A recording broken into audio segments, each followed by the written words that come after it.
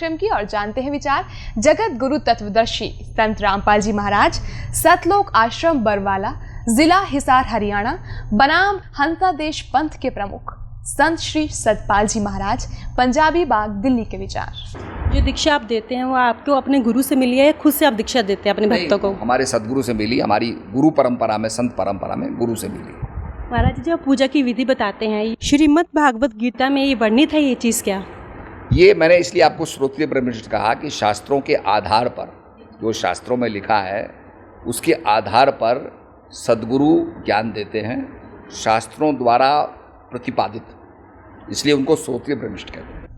अभी आपने सुने हंसा देश पंथ के प्रमुख संत श्री सतपाल जी महाराज, पंजाबी बाग, दिल्ली के विचार। और आइए अब जानते हैं जगत गुरु तत्वदर्शी संत रामपाल जी महाराज, सतलोक आश्रम बरवाला, जिला हिसार हरियाणा के विचार।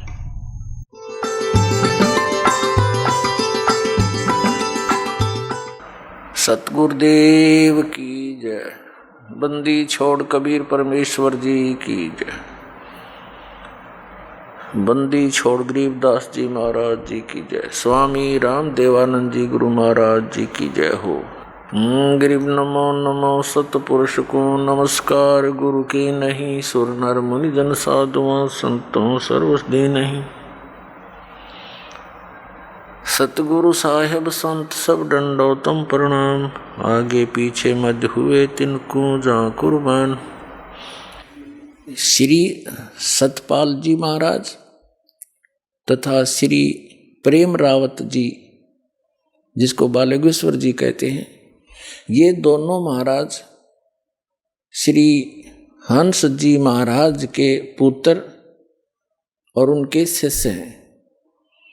ये कहते हैं कि जो दीक्षा हमारे पूज्य गुरुदेव श्री हंस जी महाराज दिया करते थे, वही दीक्षा हम अपने अनुयायियों को प्रदान कर रहे हैं। पुण्यात्माओं, जो इनके पूज्य गुरुदेव श्री हंस जी महाराज जो साधना स्वयं करते थे और जो दीक्षा देते थे, उससे उनको क्या मिला? 40 वर्ष की साधना के उपरांत वो प्रेत बाधा से पीड़ित, देखिएगा प्रमाण। तो आज जो अब सतपाल जी महाराज और श्री प्रेम रावत जी, जो इनके छोटे भाई हैं, जो वही साधना ये दे रहे हैं, तो इनके अनुयायियों की क्या दशा होगी? सदग्रंथों में जो प्रमाणित साधना है, उस साधना को तू कर। वो साधना क्या है, कौन सी है, कहाँ प्रमाण है? जैसे श्रीमद् भगवत गीता अध्याय नंबर 8 के श्लोक नंबर 13 में गीता ज्ञानदाता कहता है, ओम इति एकाक्षरम ब्रह्म व्यवहारण माम अनुसमरण यह परियाति तजन देहम सयाति परमाम गति। मुझ ब्रह्म का एक ओम अक्षर है, नथिंग एल्स, बस यही है।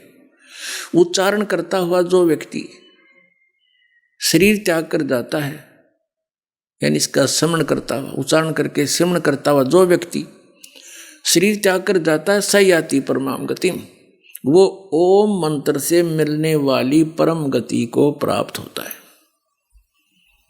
गीता जी में इसके अतिरिक्त कोई मंत्र नहीं है इस ब्रह्म की साधना का। फिर इसमें दो परमात्माओं का विशेष रोल है, एक ये गीता ज्ञानदाता, एक परम अक्षर ब्रह्म। गीता ज्ञानदाता श्री कृष्ण जी में प्रवेश करके बोल रहा है, ये ब्रह्म है। श्री कृष्ण जी के अंदर बोल रहा है, ये ब्रह्म है, सरपुरुष है। इसको ज्योत स्वरूपी निरंजन काल भी कहा है कबीर परमेश्वर ने।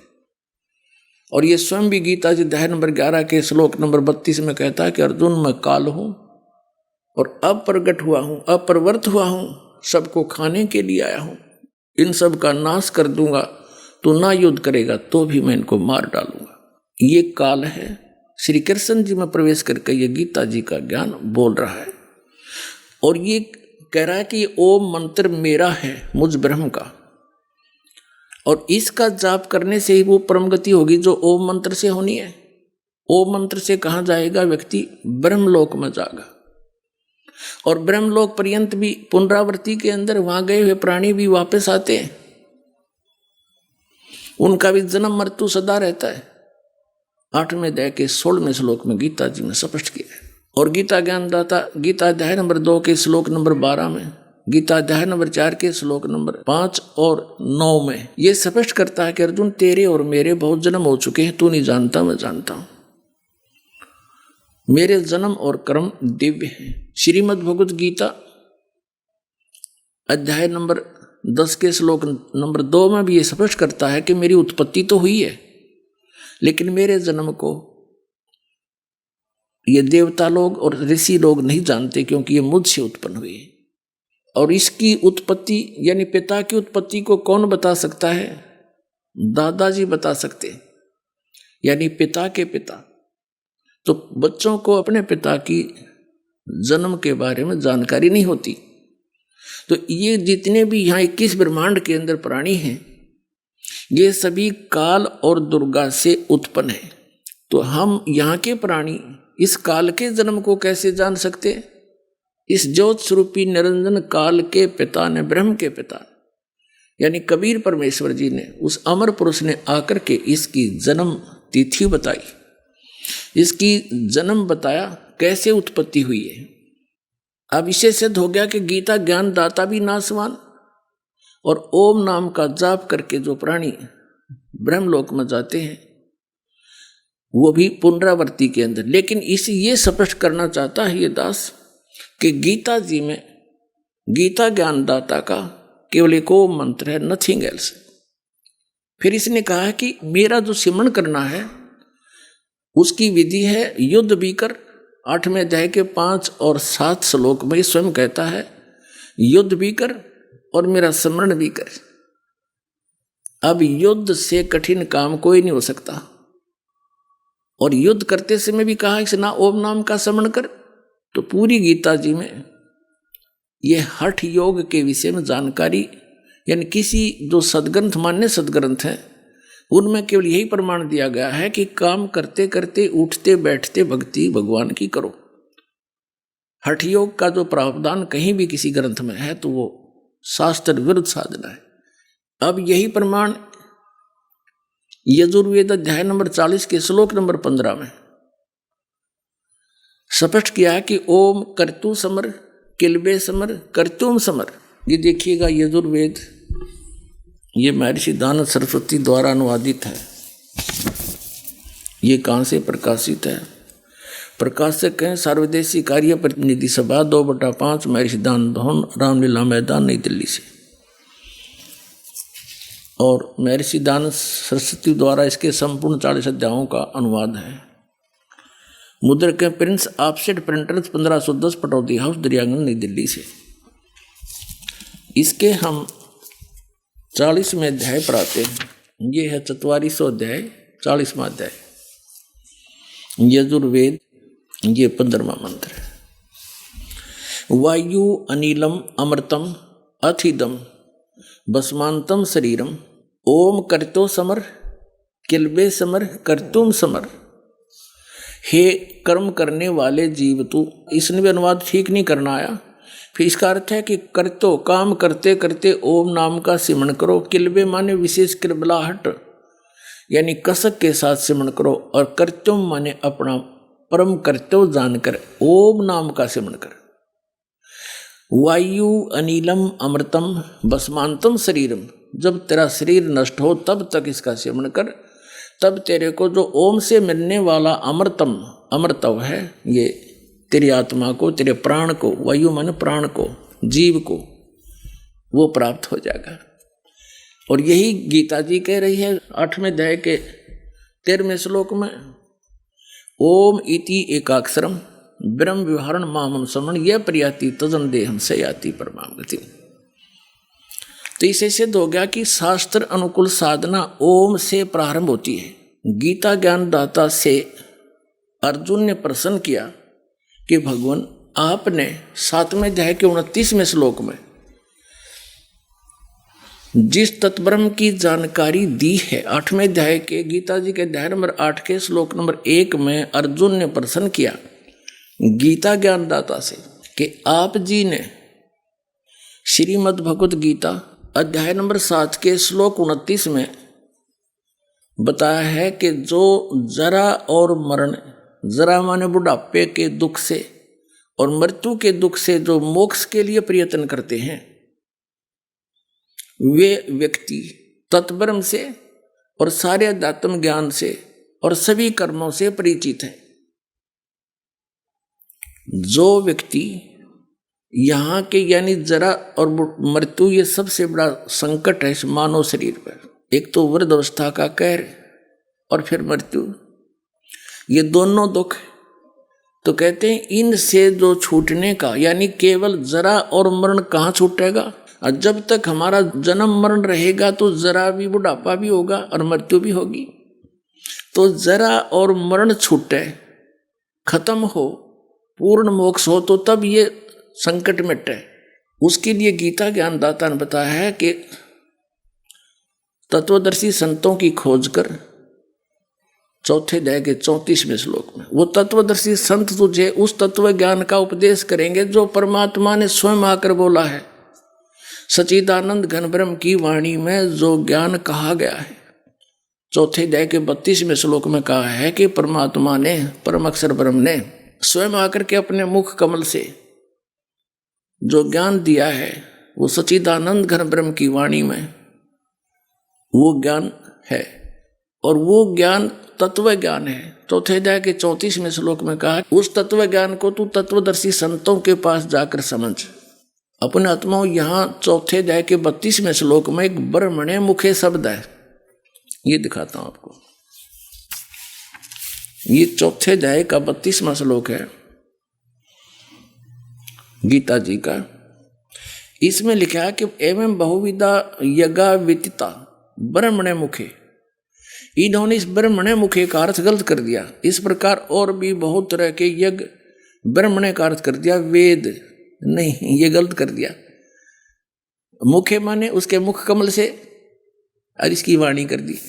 अब ब्रह्मणे का अर्थ देखिएगा 17वें अध्याय के 23वें श्लोक में सही है, यहाँ ये विचलित नहीं है। 17वें अध्याय का ये 23वां श्लोक है, इसमें भी ये ब्रह्मणे शब्द है। ओम तत्सत इति निर्देश ब्रह्मणे त्रिविध समर्थ है, ब्राह्मणा तेन वेदा च यज्ञा च विहिता पुरा।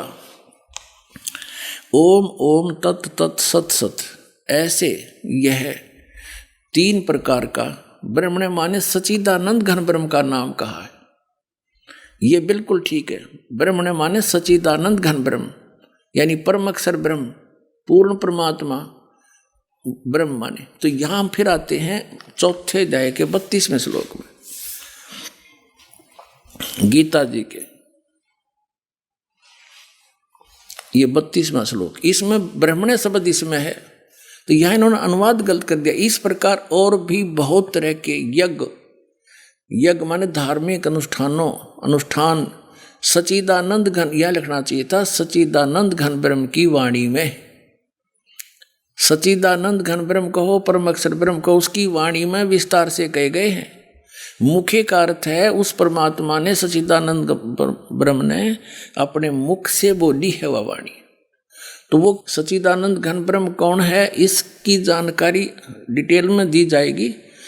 अभी इतना ही समझें कि गीता ज्ञान दाता से अन्य है कोई परमात्मा, तो उसको तत्व ज्ञान कहा है। चौथे अध्याय के 34वें श्लोक में कहा है कि जो सच्चिदानंद घन ब्रह्म ने जो वाणी बोली है, उसमें बहुत विस्तार के साथ धार्मिक अनुष्ठानों की जानकारी है, और वो तत्व ज्ञान है। उस तत्व ज्ञान को तू तत्वदर्शी संतों के पास जाकर समझिए। देखिए अध्याय नंबर 4 का श्रीमद् भगवत गीता 34वां श्लोक, उस तत्व ज्ञान को जो सच्चिदानंद घन ब्रह्म ने अपने मुख से बोला है, वो तत्व ज्ञान है। तत्वदर्शी ज्ञानियों के पास जाकर समझ, उनको भली भांति दंडवत प्रणाम करने से, उनकी सेवा करने से और कपट छोड़कर सरलता पूर्वक प्रसन्न करने से वे परमात्म तत्व को भली भांति जानने वाले ज्ञानी महात्मा तुझे तत्व ज्ञान का उपदेश करेंगे। अच्छा, अब हम आते हैं वापस 7वें अध्याय के 29वें श्लोक में। इसमें गीता ज्ञानदाता कहता है कि मैंने जो राय दी है, जो सलाह मैंने दी है इसके अनुसार जो इस पर आश्रित हो जाता है वो तत्वदर्शी संतों को खोज लेता है। उसके बाद उनको उस तत्ब्रह्म की और सारे अध्यात्म ज्ञान की कंप्लीट और सभी कर्मों की पूर्ण जानकारी हो जाती है। तो वो केवल जरा और मरण से ही छूटने का प्रयत्न करते हैं। वो फिर इस संसार के इस झूठे सुख की कोई डिमांड नहीं करते। वो इस जन्म और मरण के संकट को ही मिटाना चाहते हैं। अब देखो, अब हम आते हैं 7वें अध्याय के 29वें श्लोक में। ये है श्रीमद् भगवत गीता अध्याय नंबर 7 का और श्लोक नंबर 29, ये नीचे है। इसमें संस्कृत पढ़ेंगे हम। जरा मरण मोक्षाय। जरा माने वृद्ध अवस्था का कहर दुख, मरण माने मृत्यु के मोक्ष के लिए, इसे छुटकारे के लिए माम आश्रित ये तंती, ये मेरा आश्रय लेकर जो मैंने सलाह दी है कि तत्वदर्शी संत की खोज कर ले, वो बताओगे तुझे तत्व ज्ञान। इस ज्ञान का जो आश्रय कर लेते हैं ये तंती, ये जो इसको छूटने के लिए जो प्रयत्न कर रहे हैं, इस ज्ञान को आश्रय करके तत्वदर्शी संतों को खोज लेते हैं। ते ब्रह्म तत्विदु, वे ब्रह्म तत्व, इसको तत्व ब्रह्म कहो चाहे ब्रह्म तत्व कहो, विदु माने जानते हैं। कृत्स्नम अध्यात्म च कर्म च अखिलम, वह सारे कर्म को, सभी कर्मों से और संपूर्ण अध्यात्म से और उस तत्व ब्रह्म से वे विदु माने परिचित हैं, उसको जान चुके हैं, उसको जानते हैं। अब क्या कह रहा गीता ज्ञानदाता कि जो केवल यहाँ से जरा और मरण के छूटने के लिए ही प्रयत्न कर रहे हैं, यहाँ की किसी वस्तु की चाह नहीं रखते, उनको पता चल चुका ये झूठा लोक है। कबीर साहब कहते हैं क्या मांगू कुछ थिर ना रही और देखत नैन चला जग जाई, 1 लाख पूत 1.25 लाख नाती, उस रावण का आज दीवान बाती। क्या मांगे? पुत्र मांगे या धन मांगे। रावण का 1 लाख पुत्र थे और सारी सोने की लंका बनाए बैठा था। 1 मिनट में बिरान मिट्टी होगी, मर गया, मृत्यु को प्राप्त हुआ। आज कोई दीपक जलाने वाला शेष नहीं बचा, तो क्या मांगे? ये झूठे सुख को 1 मिनट में मृत्यु हो जाए, बड़ी बनाई फैक्ट्री यहीं रह जाए अपनी, क्या फूकेंगे इसको? जो काम करना था, झंझट मिटाना था, वो भूल गए, क्योंकि यहाँ कोई ज्ञान देने वाला मिला नहीं। परमात्मा आए तो उनकी हमने सुनी नहीं, क्योंकि नज्ञानी संत महंत आचार्य शंकराचार्यों ने हमारे को उल्टा पाठ पढ़ा दिया, भगवान से दूर रखा। अब समय आ गया, अब संभलो। अब यहाँ क्या कहा है कि जो जरा और मरण से, मेरे इस ज्ञान का आश्रय करके जरा और मरण से छूटने के लिए प्रयत्न करते हैं, वे उस ब्रह्म से, तत्ब्रह्म से और सारे अध्यात्म से, ज्ञान से और सभी कर्मों से परिचित है। अब गीता ज्ञानदाता से अर्जुन ने फिर 8वें अध्याय के प्रथम मंत्र में पूछा, फिर किम तत्ब्रह्म, वो तत्ब्रह्म क्या है, वो भगवान कौन है, जिसके बारे में जानने के बाद फिर यहाँ की किसी वस्तु की डिमांड नहीं रहती, इच्छा नहीं रहती उस सुख को जानकर सतलोक वाले को। अब देखना, हम श्रीमद् भगवत गीता अध्याय 7 का ये श्लोक नंबर 29 यहाँ संस्कृत है, इसका यहाँ पर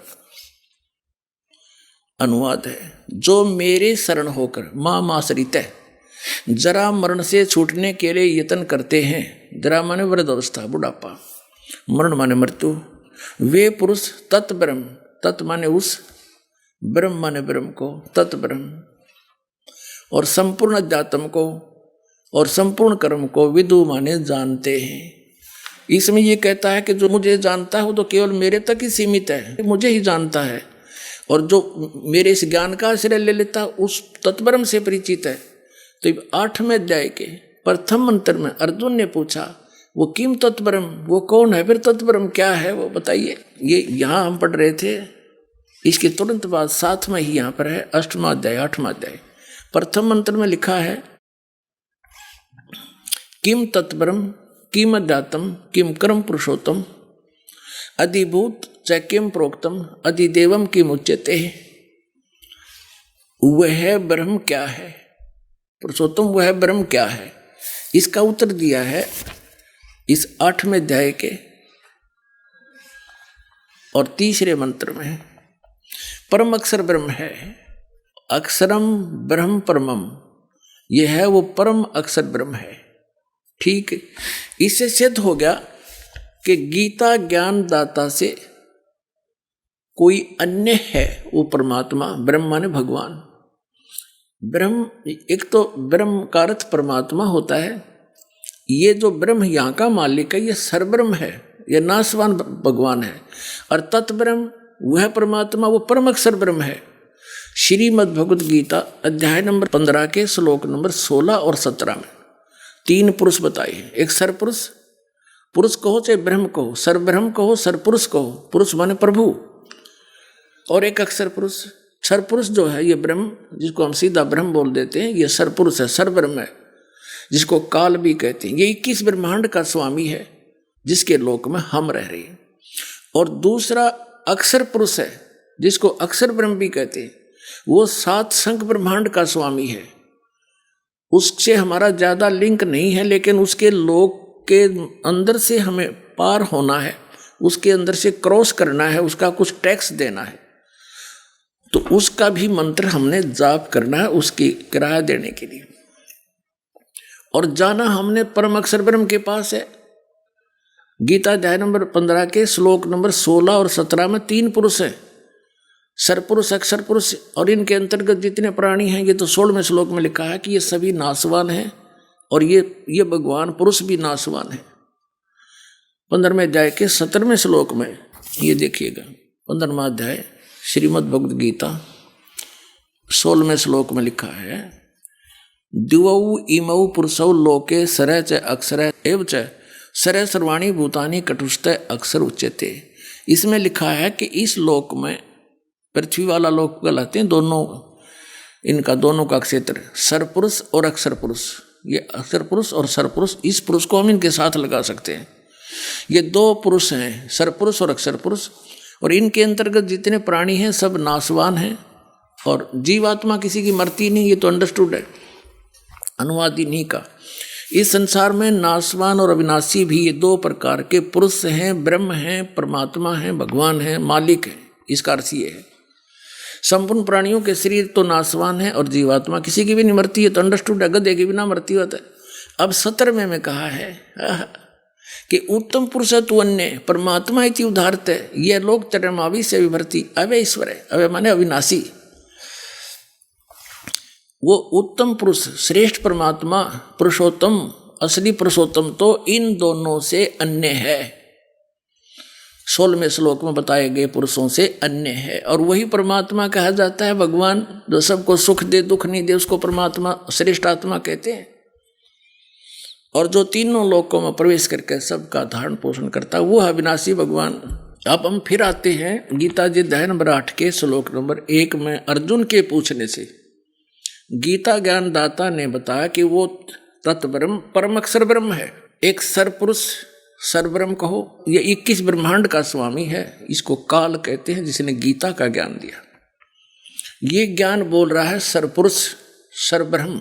और दूसरा अक्षर पुरुष कहो चाहे अक्षर ब्रह्म कहो, वो 7 संग ब्रह्मांड का स्वामी है, वो भी नाशवान और ये सरपुरुष भी नाशवान। इनके अंतर्गत जितने प्राणी ये सभी जन्म मृत्यु के अंदर। उत्तम पुरुष है तू अन्य परमात्मा इति उदाहरते, में अध्याय के 17वें श्लोक। वो है भगवान, वो है परमात्मा। परमात्मा का अर्थ होता श्रेष्ठ आत्मा। यह लाखों लोग खावे, इसको भी परमात्मा कहते हैं मजबूरी में। ये परमात्मा नहीं है, ये श्रेष्ठ आत्मा नहीं है, ये सरपुरुष है, ये काल है। तो यहाँ ये खुद बता रहा है कि मेरी शरण में रहना है तो मेरी भक्ति कर। मेरा तो ओम नाम है, ओम नाम से जो गति होगी वो ब्रह्मलोक तक जाना है। और ब्रह्मलोक में गए हुए प्राणी भी जन्म मृत्यु में आते हैं। इसलिए ये राय दे रहा है कि यदि तूने उस परम शांति की आवश्यकता है तो परम शांति कब होगी? जब हमारा जन्म और मरण छूटेगा। जब तक जन्म और मरण है तो शांति हो ही नहीं सकती प्राणी को। तो ये कहता है गीता ज्ञानदाता, यदि तूने उसकी शरण में जाना है तो तत्वदर्शी संत की खोज कर। और उसका मंत्र 17वें अध्याय के 23वें श्लोक में आपने पढ़ लिया। उसमें लिखा कि ओम तत्सत इति निर्देश है ब्रह्मण त्रिविध समर्थ। ब्रह्मण माने सचिदानंद घन ब्रह्म यानी परम अक्षर ब्रह्म के पाने का इस 3 मंत्र के जाप का निर्देश है। निर्देश माने नथिंग एल्स, डायरेक्शन, ऑर्डर और कुछ नहीं। और उसके बारे में गीता ज्ञानदाता कहता है कि वो कंप्लीट मंत्र मैं नहीं जानता कि ओम तो सीधा सरपुरुष का है ब्रह्म का, और तत् और सत ये सांकेतिक कोड वर्ड है, ये दास बता सकता है, इस पृथ्वी पर किसी के पास नहीं आज के दिन। और पहले तो भगवान आए थे स्वयं, वो जान बता ही गए थे, या उन महापुरुषों को ज्ञान था जिनको वो मिले थे। मालिक सीधे आकर कबीर जी उनसे प्रतिज्ञा करा दी थी कि अभी इस तत्व ज्ञान को खोलना नहीं है, अब समय है वो इसको खोलने का। तो अब ये दास को आदेश दिया परमात्मा ने कि अब इसका तो सब जगह सार्वजनिक कर, लेकिन बताना उसको है जो शरण में आएगा। ये कोड वर्ड है तत् और सत। ओम तो ब्रह्म का, सरपुरुष का, सरब्रह्म का, और तत् ये अक्षर ब्रह्म का, अक्षर पुरुष का मंत्र है। तत् और सत ये सांकेतिक कोड वर्ड है, ये दास के पास है। वो परम अक्षर ब्रह्म का तीसरा जो मंत्र सत्य है, जिसको सार नाम भी कहते हैं, जिसको सार शब्द भी कहते हैं। तो उस परमात्मा के उस लोक में जाने के लिए, जहाँ जाने के बाद फिर लौटकर संसार में कभी नहीं आते, उसके लिए तो आपने तत्वदर्शी संतों की खोज कर वो बताएगा। जैसे गीता जी अध्याय नंबर 15 के श्लोक नंबर 1 से लेकर 4 में तत्वदर्शी संत की पहचान भी बताई है कि जो उल्टे लटके हुए संसार रूपी वृक्ष के सभी विभाग बतावेगा। ऊपर को जड़, नीचे को तीनों गुण, रजगुण ब्रह्मा सतगुण विष्णु तम गुण शिवजी रूपी शाखा वाला ये उल्टा लटका हुआ संसार रूपी वृक्ष है। और जो संत इसके सभी पार्ट बता देगा, सभी विभाग बतावेगा, पत्तों से लेकर जड़ तक, तना कौन भगवान है, डार कौन भगवान है, और शाखा कौन है, और पत्ते क्या है, मूल भगवान कौन है। स वेदवित, वह वेद के तात्पर्य को जानने वाला, अर्थात वो तत्वदर्शी संत। ये देखिए गीता जी अध्याय नंबर 15 का ये पंचदशो अध्याय का प्रथम श्लोक है। ऊर्ध्व मूलम अधः शाकम अश्वत्थम प्राहु अव्यम छंदासी यस्य प्रणानी ये तम वेद स वेदवित। ऊर्ध्व माने ऊपर को, अधः माने नीचे को। ऊपर को जड़ है, नीचे को शाखा। ये देखिएगा संसार रूपी वृक्ष जो कबीर परमेश्वर जी ने अपनी रचना को आप ही आकर बताया है और अब इस दास को ज्ञान कराया है। ये देखिएगा, ये समझो उल्टा लटका हुआ एक संसार रूपी वृक्ष है। ऊर्ध्व मूलम अधः शाखम। गीता ज्ञान दाता ने केवल ये बोला है कि ऊपर को जड़, नीचे को तीनों गुण, रजगुण ब्रह्मा सतगुण विष्णु तम गुण शिवजी रूपी शाखा वाला उल्टा लटका हुआ संसार रूपी वृक्ष है। और जो इसके सभी छंद यानी विभागों को बता देगा, स वेदवित। कबीर परमेश्वर स्वयं आए थे अपना ज्ञान आप ही बताने के लिए। उन्होंने 600 वर्ष पहले कहा था अक्षर पुरुष एक पेड़ है, इसको निरंजन कहो या सरपुरुष कहो। सरपुरुष वाकी डार और तीनों देवा शाखा है, पात रूप संसार। जड़ कौन है ये दास बताएगा। ये दास भेजा तत्वदर्शी संत बना के। ये जड़ है परम अक्षर ब्रह्म, और ये तना है अक्षर पुरुष, पर ब्रह्म भी कहते हैं इसको। और डार है ये सरपुरुष ब्रह्म, ज्योति निरंजन काल, जो ब्रह्मा विष्णु महेश का पिता है। और इसकी आगे इसके 3 पुत्र इस संसार की शाखाएं हैं, रजगुण ब्रह्मा सतगुण विष्णु तम गुण शिव जी। और हम पात रूप संसार। श्रीमद् भगवत गीता, फिर आगे हम श्रीमद् भगवत गीता में। श्रीमद् भगवत गीता अध्याय नंबर 15 का पंचदशो अध्याय प्रथम मंत्र स्पष्ट करता है कि आदि पुरुष परमेश्वर मूल वाले अधः शाखम। ये गलत अनुवाद किया इन्होंने। ये देखो, इन्होंने ही दूसरे मंत्र में 15वें अध्याय के दूसरे श्लोक में अधः माने नीचे, अधः माने नीचे, 2 बार अधः है नीचे। तो यहाँ ये विचलित हो गए। प्रथम मंत्र में ऊर्ध्व मूलम अधः शाखम, ऊपर को जड़ और नीचे को नीचे लिखना था, शाखा वाला। ये संसार रूपी पीपल के वृक्ष को अविनाशी कहते हैं, वेद जिसके पत्ते कहे गए। उस संसार वृक्ष को जो व्यक्ति, जो संत मूल सहित जड़ से लेकर पत्तों तक तत्व से जानता है, स वेदवित, वह वेद के तात्पर्य को जानने वाला, अर्थात वो तत्वदर्शी संत है। यह पहचान भी बता दी कि तत्वदर्शी संत की खोज कर उसके पश्चात वो सच्चिदानंद घन ब्रह्म की वाणी से परिचित होगा और उसमें कंप्लीट स्पिरिचुअल नॉलेज है, कंप्लीट। गीता ज्ञानदाता कहता मैं नहीं जानता उसको।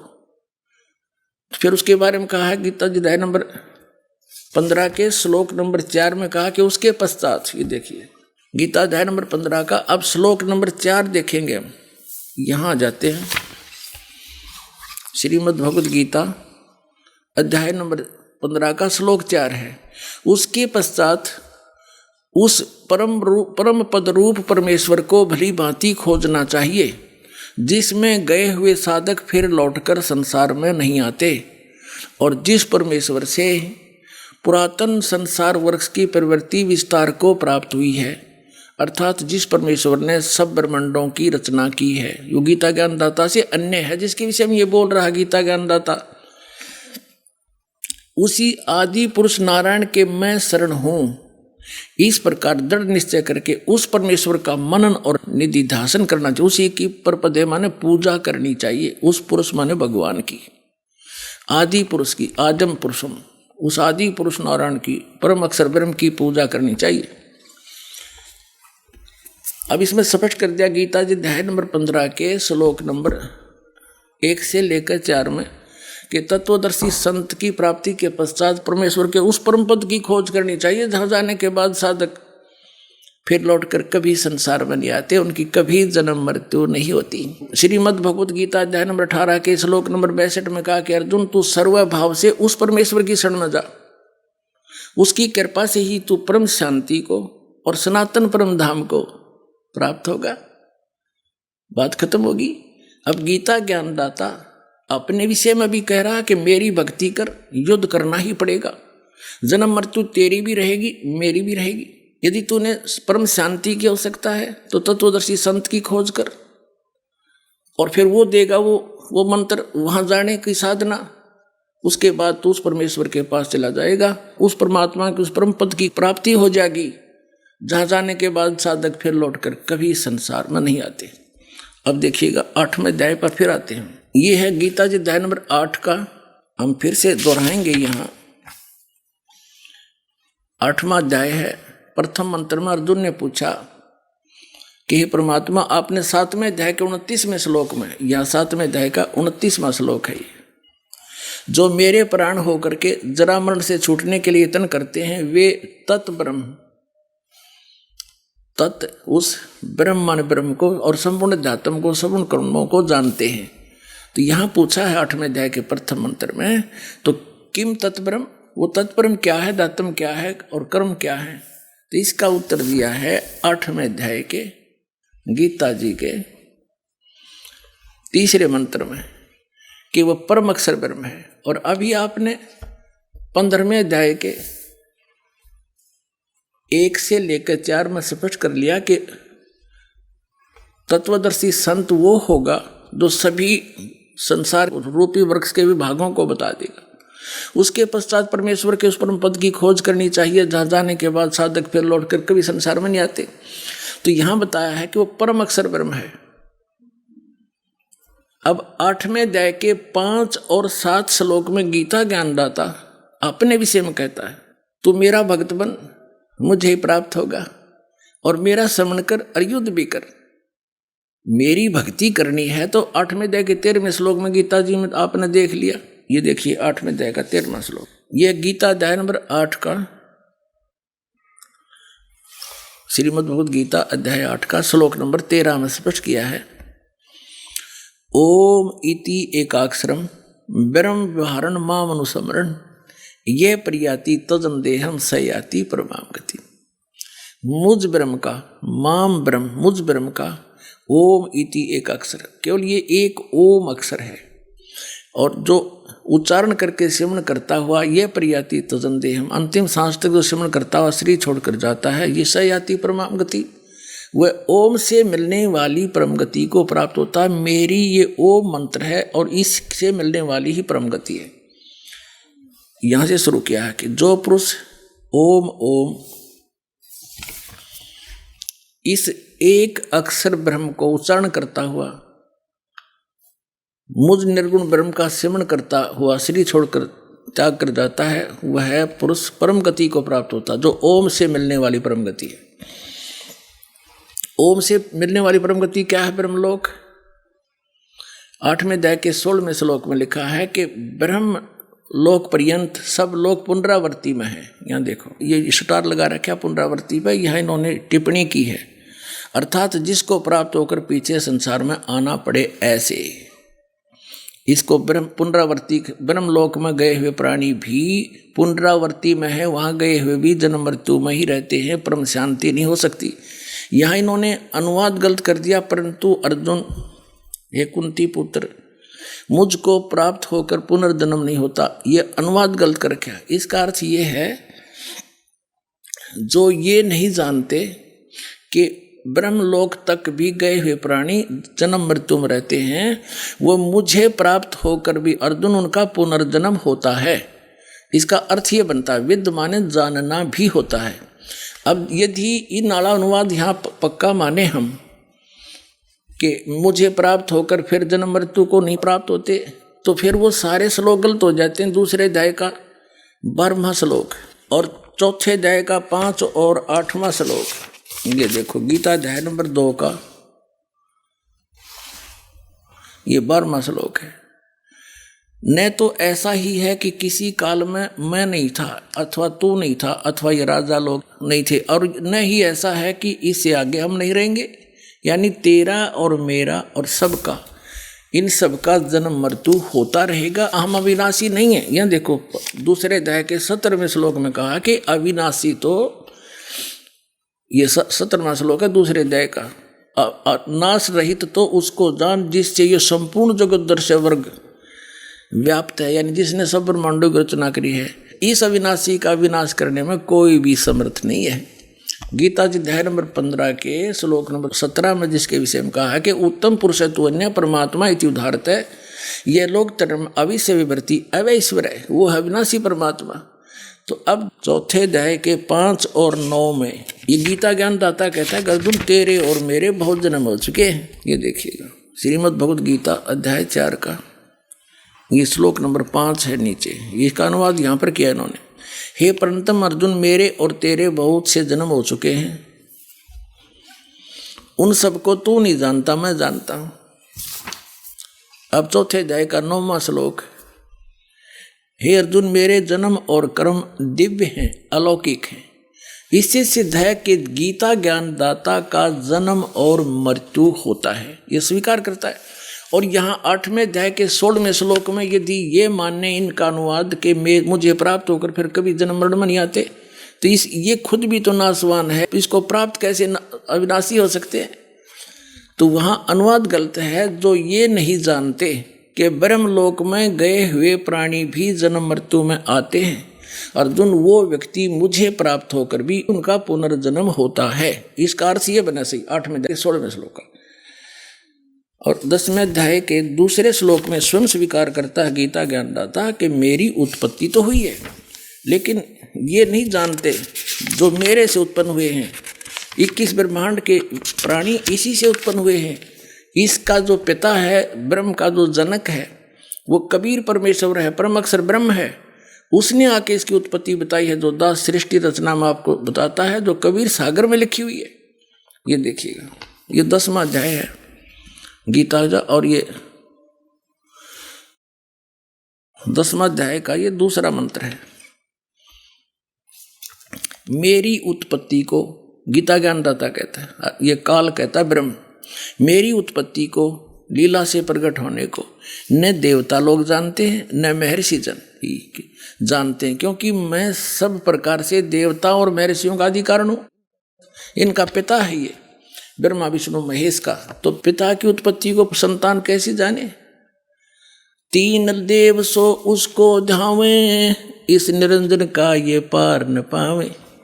आज तक ब्रह्मा विष्णु महेश को पता नहीं हमारा पिता कौन है। कबीर परमेश्वर ने आके बताया कि ज्योत स्वरूपी काल ये इनका पिता है और दुर्गा इनकी माता है। 600 वर्ष पहले कहा था। अब हम आते हैं 8वें अध्याय के। आइए अब हम उन श्रद्धालुओं के अनुभव जानते हैं जो जगत गुरु तत्वदर्शी संत रामपाल जी महाराज जी से दीक्षा प्राप्त कर चुके हैं तथा उनके द्वारा बताए गए भक्ति मार्ग पर चल रहे हैं। क्या शुभ नाम है जी आपका? सहदेव प्रसाद शुक्ल उर्फ चरणदास। कहाँ से आए आप? मैं लखनऊ से आया था, शिव शक्ति धाम हंसकुटी लखनऊ। संत रामपाल जी महाराज की शरण में आने से पहले आप कौन सी साधना करते थे? मैं हंस जी महाराज की साधना करता था। सतपाल जी महाराज का मैं शिष्य था। संत सतपाल जी महाराज से कब नामदान लिया था आपने?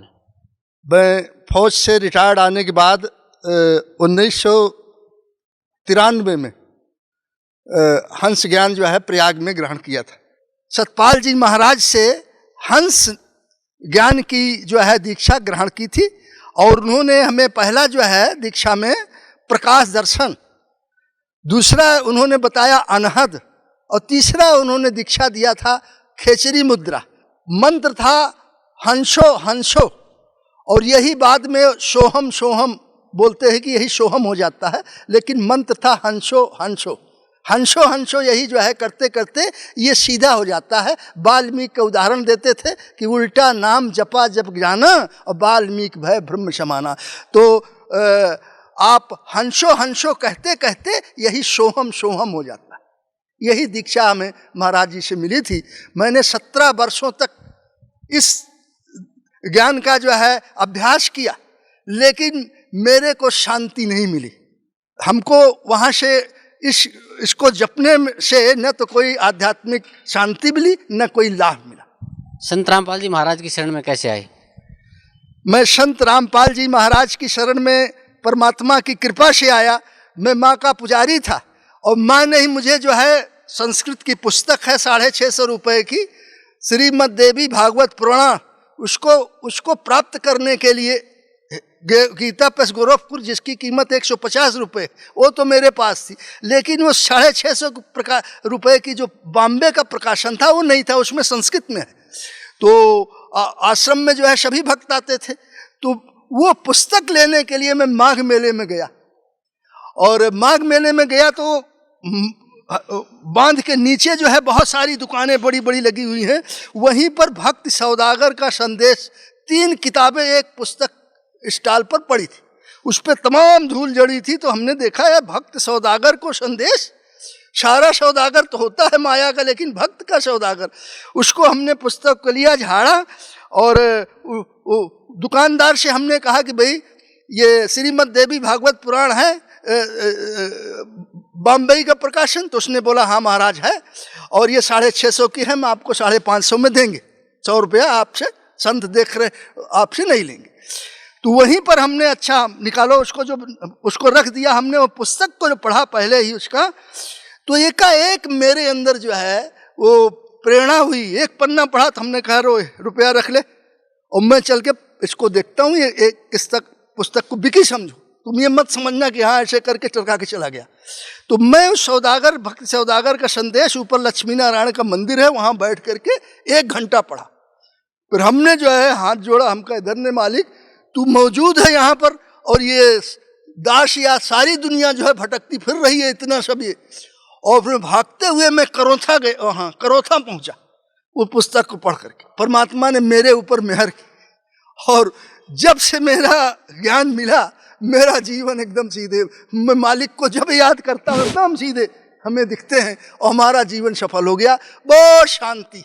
संत रामपाल जी महाराज ने हमारे ऊपर दया बख्शी और 1 फरवरी 2010 को जो है 31 जनवरी को तो मैं वहाँ सब किया और पूरा चलते हुए यहाँ आया। तो बोले वो जेल में है, तो मेरे दिमाग में ये आया कि अरे जेल में है। तो मैं इलाहाबाद में था और मेरे अंदर ये भावना थी कि अगर गुरुजी ऐसा संत जेल में है तो चाहे मेरी सब कुछ बिक जाए, मैं उनको जेल से जमानत करा के ले आऊँगा छुड़ा करके। ऐसे संत को ये दुनिया जो है कलयुग है कि झूठा जो है साला सुशोभित हो रहा है कहाँ, और जो संत है उसको जेल में डाल रखा। तो परमात्मा के फिर ऐसे ही हम कहा नहीं, पहले उनका कागजात वगैरह सब जाके हम फाइल फक्कड़ जो है लेंगे, क्या फाइल है जमानत जब कराऊंगा तो उसमें सारा सब कुछ डॉक्यूमेंट्स लगेगा। इसीलिए मैं बरवाला का एड्रेस जो है, यहाँ का एड्रेस नीचे लिखा हुआ था, ऊपर जो है करौथा का लिखा।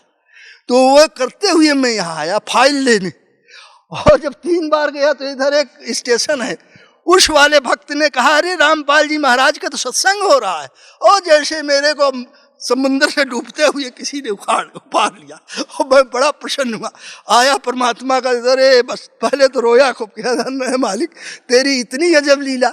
और फिर महाराज ने मुझे 1 फरवरी 2010 को संत रामपाल जी महाराज ने आध्यात्मिक ज्ञान दिया और मेरा पुनर्जन्म हुआ। उसी दिन से मैं जो है मेरा जिंदगी का सारा बहार लौट आया। तो बड़ा लड़का कर्नल है, वो यहाँ भी आया था, सब एकदम दिखा। छोटा वो स्टेशन मास्टर अब अधिकारी है, और वो जो है ज्ञान को ग्रहण करो और अपना कल्याण कराओ। तो कोई भी मुसीबत होती है तो परमात्मा हमारे सामने आते हैं। यही शक्ल जो है पीछे गुरुजी रामपाल जी महाराज, सारा कष्ट जैसे कांटा जो है निकाल करके 1 सेकंड में फेंक देता है। तो परमात्मा की ये महिमा है। इनको जिसने मनुष्य समझा वो महाज्ञानी है, क्योंकि वेदों में जैसे हम पहले जो पढ़ते थे वो प्रैक्टिकल अपने जीवन में अनुभव कर रहा हूँ। संत रामपाल जी महाराज को आप मनुष्य नहीं समझना, ये परमात्मा जिसके ऊपर मेहर कर दें। कमी है तो हमारे अंदर, अगर हम विश्वास नहीं करेंगे मालिक की रहम नहीं होगी। मेहर इनकी तभी होगी जब परमात्मा पर आप एकदम आश्रित हो जाओ। हमने अपने जिंदगी में यही अनुभव किया कि हे मालिक जिसके ऊपर दया करियो दास की तरह करियो। हमेशा चित्त जो है परमात्मा के चरणों में कोशिश करता हूँ बना रहे, और बस हमारा जीवन का क्या है, सीधे मालिक ने जो मंजिल बताई है उसी मंजिल पर दिल लगा, बाकी कोई चाहत नहीं। संत रामपाल जी महाराज की शरण में आने से पहले हाँ जी, आप क्या करते थे? मैं फौज का रिटायर्ड एक सूबेदार मेजर था, सेना शिक्षा कोर का, और उसके आने के बाद मैं हाई कोर्ट में प्रैक्टिस करता था। आप संत रामपाल जी महाराज की शरण में आ चुके हैं, हंसा देश की भक्ति को त्याग के सर, आपने संत रामपाल जी महाराज से नाम उपदेश ले लिया है सर, लेकिन जो लोग आज भी हंसा देश से जुड़े हुए हैं, हाँ, संत सतपाल जी महाराज से जुड़े हुए हैं, सर, उन भक्तों को आप, उन श्रद्धालुओं को आप क्या संदेश देना चाहते हैं? उसमें जो हंसा देश के जो श्रद्धालु हैं, पूरा कन्नौज के भक्त यहाँ पर गुरुजी महाराज के हमारे शिष्य बन गए, उधर महोबा के शिष्य बन गए हैं। वो जो जो सुनता है, जो जो मिलता है, जैसे जैसे सब एकदम सीधे, और वो पूरा कि देख लो भाई अभी तक तो आप अंधेरे में था। उन भक्तों को आप क्या संदेश देना चाहते हैं? उन भक्तों को यही संदेश देते हैं कि जीवन को व्यर्थ मत करो। वो जो सत्य ज्ञान है बिना कुछ सोचे समझे जो है, वेदों का, शास्त्रों का, गीता का, कुरान का, बाइबल का, सब जिस चीज को बता रहे हैं और जानबूझ करके हम उसकी अनदेखी कर रहे हैं, वो इंसान नहीं है। वो जो जानबूझ करके कि बाइबल में, गीता में, वेद में, पुराण में, सब जगह जो लिखा है वो कि परमात्मा सस्वरूप है। परमात्मा जो है माता पिता से नहीं पैदा होता, प्रकट होता है। परमात्मा का पालन पोषण कुंवारी गाय से होता है, ये वेदों में प्रमाण है। और सब कुछ जान करके भी वो पीछे पिछलग्गू बने हुए हैं राम और कृष्ण के, तो ये महान अज्ञानता है। इसके ऊपर जो है मत जाओ, सत्य को अपनाओ। जानबूझ साथी दे करे झूठे से ने, ताकि संगत है प्रभु स्वप्न में भी ना दे। ऐसे गुरु महाराज संत रामपाल जी महाराज हमें यहाँ ज्ञान देते हैं और सब स्तब्ध रह जाते हैं। वो सब भाग भाग के आ रहे हैं कि ये शास्त्र विरुद्ध साधना है, इससे मुक्ति होने वाली नहीं है। और जिस रास्ते को दास ने पकड़ा है, ये परमात्मा स्वयं जिसके ऊपर मेहर करेंगे, कृपा करेंगे, वही आ पाएगा। उसमें से जो जागरूक भगत थे, काफी एक्टिव भगत थे, सब देख रहा हूं यहाँ मिल रहे हैं, सब एकदम सीधे। तो ये मालिक की महिमा है संत रामपाल जी महाराज की कि ये सारे भक्तों को जैसे जैसे सुन रहा है, जैसे जैसे जो है वो सब खींचे चले आ रहे हैं। इसमें कुछ नहीं, सब एक समय ऐसा आएगा कि सारे के सारे आश्रम ठप हो जाए। सर, मैंने हंसा देश की साधना इसलिए छोड़ी कि वो शास्त्र विरुद्ध साधना थी। मैंने 17 वर्षों में रह के देख लिया कि उससे कुछ फायदा होने वाला नहीं है। और परमात्मा की संत रामपाल जी महाराज की शरण में जब से दास आया, इसको कोई भी एकदम जैसे फूल की तरह तैरता रहता है। अशांति नाम की कोई चीज नहीं है। जैसे दरिया समुद्र में मिल गई है, फिर कोई कितना गाढ़ निकालो, कोई कितना प्रशंसा करो, कोई कुछ भी करो, परमात्मा का ज्ञान ऐसा अमर ज्ञान है कि एकदम मन को शांत कर देता है। जैसे पुराणों में सुना था कि शांत हो जाता है, वो शांत हो जाता है। तो भक्तों से मैं यही हंसादेश वाले भक्तों से प्रार्थना करता हूँ कि भैया और शास्त्र विरुद्ध साधना छोड़ करके जो है परमात्मा की शरण में आओ और अपने जीवन का कल्याण कराओ। इसी से मुक्ति है, बाकी किसी संसार में किसी से मुक्ति किसी भी ज्ञान से नहीं है। सब पाखंड पाठ, धन कमाने का ये सब धंधा बना रखा है। इसलिए सत्य ज्ञान को अपनाओ। यहाँ पर निःशुल्क सारी चीजें, सारे विश्व में ऐसी व्यवस्था नहीं है। पूरा हिंदुस्तान में पैर से चल करके 3 साल अलग जगाया, ऐसी व्यवस्था जैसे संत रामपाल जी के महाराज में है, आश्रम में है, ऐसी व्यवस्था कहीं भी नहीं। न ऐसी सेवा है, न ऐसा जो है सत्कार है कि निःशुल्क सारी चीजें। वहां तो जो दान ज्यादा पैसा ज्यादा उसी की, नहीं तो बाकी पानी भी नहीं पूछते। तो जैसी, और फिर सारी नशा छुड़ा दिया। हंसादेश में पूरा जो है तंबाकू खा रहे हैं, बीड़ी भी खा रहे हैं, शराब भी पी रहे हैं, देवी देवता की पूजा कर रहे हैं, सब कर रहे हैं और ज्ञान लिए हुए हैं। कोई इसलिए फायदा नहीं होता। यहाँ तो आध्यात्मिक अपने आप देवता बन जाता है। संत रामपाल जी के आश्रम में जो आ गया उसका पूरा परिवार जो है, समाज जो है जहाँ उससे संबंध होता है, सब सुधर जाता है। क्योंकि नशा, धूमपत्ती, शराब, गांजा, भांग, दहेज, इसी चलन को देखते हुए हमने किसी बच्चे के शादी में, ये तो पहले ही ज्ञान था क्योंकि अधिकारी थे, तो हमने 1 रुपया दहेज में लिया है। डीआईजी हमारा समधी है, मगन पांडे, उत्तर प्रदेश के डीआईजी थे, वो हमारे समधी थे। 1 रुपया।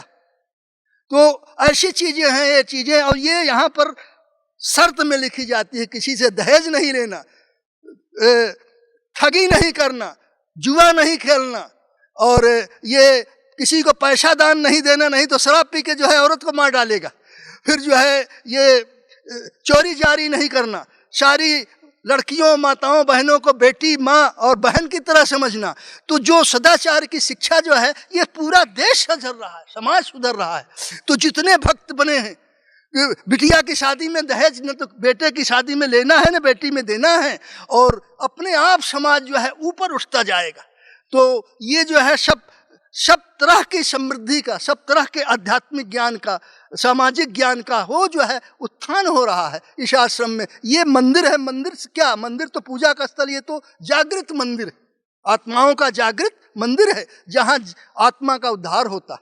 तो संत रामपाल जी महाराज ने जो समाज सुधार का, जो समाज के आध्यात्मिक उत्थान का जो लिया है, ऐसा बिरला ही परमात्मा कबीर साहब किए थे। बाकी जितने बीच में संत मंत हुए हैं, सब ये पैसा कमाने के लिए, ढोंग करने के लिए, नाम, अपने नाम की वृद्धि के लिए, मान के लिए इन्होंने सारा संतपना दिखलाया, सारा जो कुछ किया सो किया, है ना। लेकिन जैसी अभी कलयुग में जबकि घोर अत्याचार, घोर जो है चारों तरफ अन्याय हो रहा है, भ्रष्टाचार का बोलबाला, ऐसे समय में हमारे सदगुरुदेव ने जो समाज के उत्थान के लिए जो नियम बनाए हैं, ये आदमी के सोच की परे है।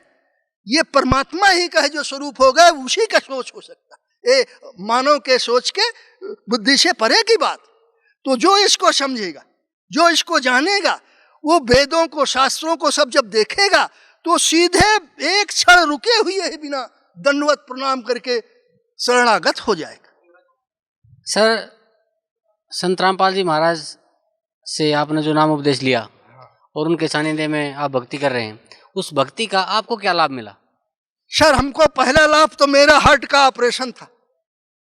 मेरे हार्ट का ऑपरेशन था और मेरा एक्सरे, मेरी ईसीजी, और तीनों लिख दिया कि अगर इसका 100% ब्लॉक है हार्ट, सेंट्रल लाइन, लेफ्ट वाली 90%, बाई वाली 80% और 75%, बोला ये मर जाएगा। और उसी समय धड़ाक दे चेक पेक बना करके कर्नल हुसैन साहब ने जो है मेरे को ऑपरेशन के लिए रिफर कर दिया, लेटर दे करके। हम यहाँ से ललितपुर का भगत दशरथ भी गया था हमारे कुटिया वहाँ पर अस्पताल में, और जब हमने देखा वहाँ सब कुछ, तो हमने एक मेरे मन में प्रेरणा आई कि जिस हृदय के अंदर हम गुरु जी का, परमात्मा का दर्शन करते हैं, उसको ये प्लास्टिक लगा देंगे, ऐसे किसी ने। और फिर मैं प्रभु के दर्शन कहाँ करूँगा। और मैं आया, दशरथ भी आया लखनऊ हो करके, तो बोला खून अभी पतला हो जाए, इसको ये दवा मत खाना साहब। हम कहा ठीक। आया और फिर एकाएक प्रेरणा मुझे हुई, ऐसे महाराज हमें परमात्मा हमारे गुरु जी महाराज सीधे ही ऐसे हाथ करते हुए हमें दिखे। और मैं जा करके जो है कर्नल, उसी समय रात को चिट्ठी लिखा, रात को 3 चिट्ठी बनाया और एक कर्नल साहब को लिखा एसएसएस में, एक कुछ हार्ट हॉस्पिटल के डॉक्टर को, और एक जो है आर्मी हेडक्वार्टर कि भाई मैं ऑपरेशन कराने नहीं आऊँगा, और जो है आप जो है दूसरे पेशेंट का एंगेजमेंट्स ले लेना, और इसलिए कि दुनिया बेईमानी है, 2.5 लाख रुपया ससुरे कहीं खा न जाएंगे, मेरा फर्जी दस्तखत दूसरे का ऑपरेशन करके, इसलिए उसको सूचित किया गवर्नमेंट को लास्ट नो। और तीसरा जो है साहब को भेज दिया उधर। तो महाराज इसलिए पहला तो हमें तात्कालिक फायदा यही हुआ कि अब इससे ज्यादा, और अब देखो परमात्मा के दया से मैं हकार करके बोल रहा हूँ, नहीं मेरी क्या हस्ती थी, मैं तो मरने वाला बोला डिक्लेयर कर दिया था कि 2-3 दिन तो चला जाएगा, तो सब ब्लॉक्ड है। तो ये परमात्मा रामपाल जी महाराज की कृपा है कि इन्हीं का आशीर्वाद है, और बस इन्होंने मेरा जीवन जो है अमर अभी कर दिया। जब होता है कुछ जैसे होता है कष्ट ऐसे तो मैं गुरु जी को याद करता हूँ, तत्काल जो है खत्म हो जाता है।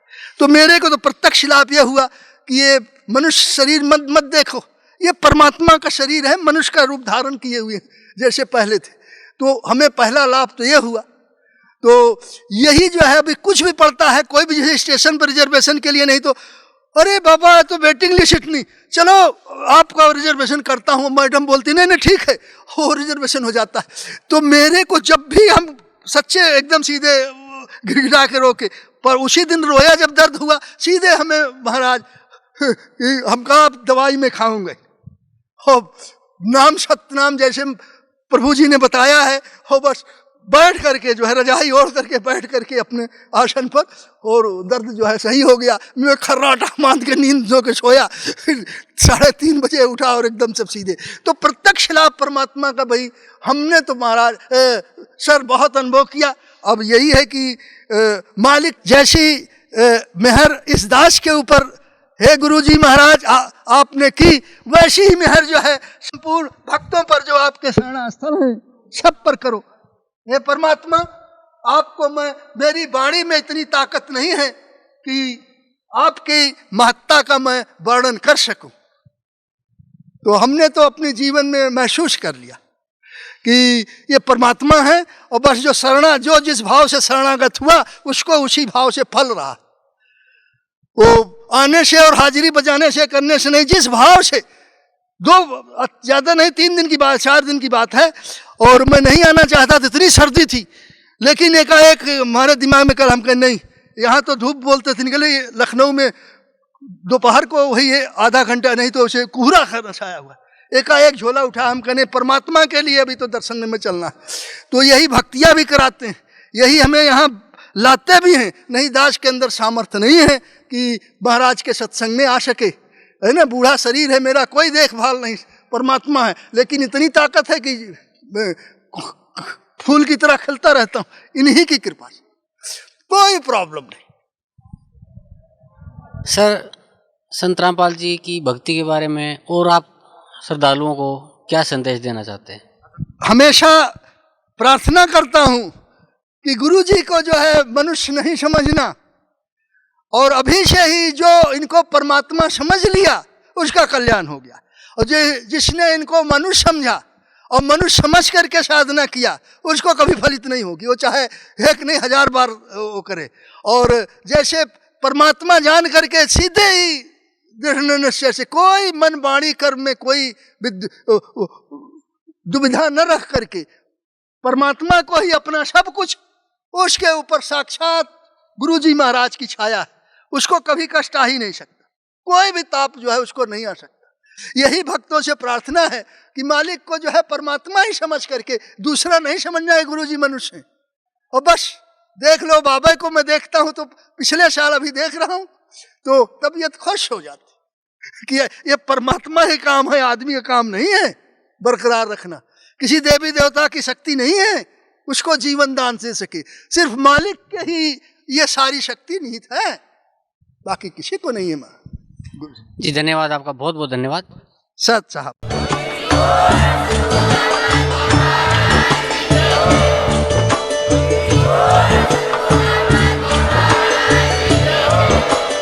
आप सुन रहे थे जगत गुरु तत्वदर्शी संत रामपाल जी महाराज जी के मंगल प्रवचन। अधिक जानकारी के लिए विजिट कीजिए हमारी वेबसाइट www.jagatgururampalji.org।